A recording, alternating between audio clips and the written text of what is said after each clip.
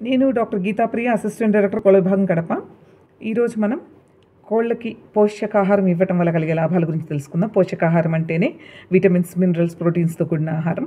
విటమిన్లు ఇవ్వడం వల్ల కంటి చూపు మెరుగుపడుతుంది, ఎముకల దృఢత్వం, రెక్కల బలం, అలాగే చర్మ సౌందర్యం, ఒత్తిడి తగ్గడానికి, ఏదైనా గాయాలు కలిగినప్పుడు అధిక రక్తస్రావాలు నిరోధించడానికి, ఆరోగ్యం కోసం, అలాగే గుడ్ల ఉత్పత్తి కోసం, వీటన్నిటి కోసం విటమిన్లు ఉపయోగపడుతుంటాయి.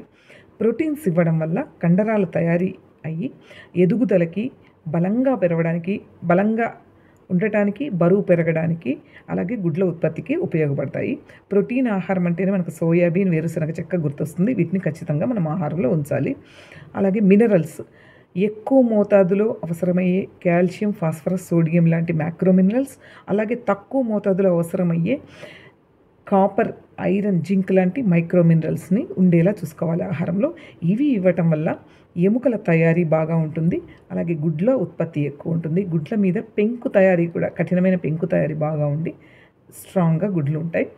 ఇవి ఇవ్వకపోతే తోలు గుడ్లు వస్తాయి, అలాగే గుడ్ల శాతం కూడా, పెట్టే శాతం చాలా తగ్గిపోతుంది. కాబట్టి ప్రతి ఒక్కదానికి దేనికదే చాలా అవసరమైంది. కాబట్టి సమతుల్యమైన ఆహారం కోళ్ళకి ఇవ్వడం తప్పనిసరి.